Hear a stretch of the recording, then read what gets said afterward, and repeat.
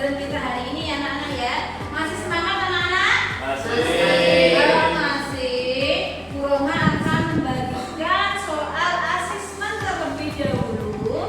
Kalian kerjakan, nanti akan menentukan kelompok kalian.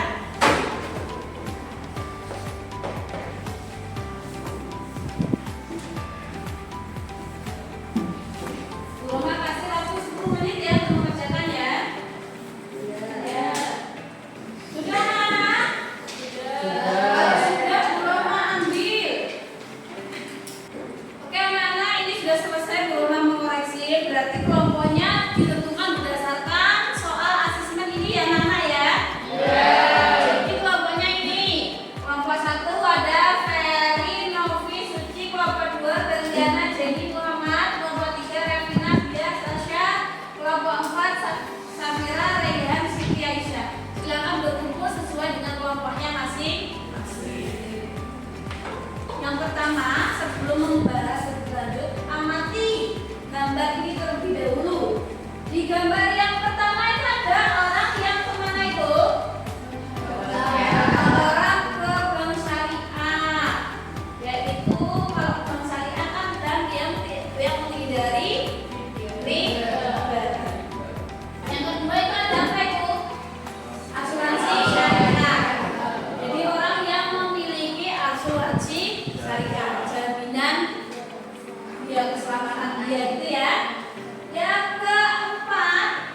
ketiga itu adalah agar umat lebih bertakwa juga sama bank syariah juga. Yang empat itu apa? Itu disuruh hati-hati dalam praktek pinjam online. Dari gambar ini kalian kan amati terlebih dahulu, nanti akan ada pertanyaan buat kalian. Silakan diamati terlebih dahulu.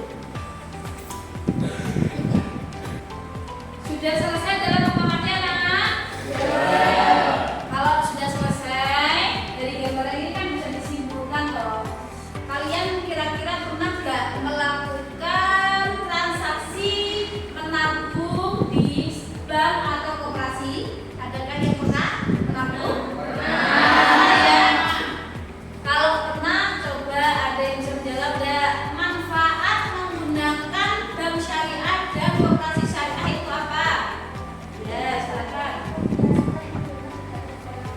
Betul, manfaatnya adalah membiasakan hidup hemat dan tidak berfoya-foya. Dari gambaran tadi bisa disimpulkan arti dari pengertian bank syariah itu apa? Yang tahu? Ya, gimana? Suatu sistem perdagangan yang pelaksanaannya berdasarkan hukum Islam atau syariat. Betul. Pelaksanaannya itu berdasarkan hukum-hukum Islam. Jadi tidak ada yang namanya riba. Riba di situ disebut dengan bunga itu ya anak-anak ya. Dari sini paham anak-anak? Paham ya? Oke, kalau paham undang-undang yang mengaturnya itu undang-undang nomor berapa? Betul, undang-undang nomor 21 tahun 2008. Di situ ada sejarah berdirinya, bisa kalian baca sendiri ya. Dari sini paham anak-anak? Dari sini ada yang ditanyakan anak-anak? Sudah paham semua ya anak-anak ya? Kalau sudah paham semua, tugas kalian adalah merumuskan masalah ini ya. Yaitu yang pertama ada bagaimana konsep asuransi syariah berbeda dengan asuransi konvensional. Yang kedua, mengapa bank syariah menghindari riba.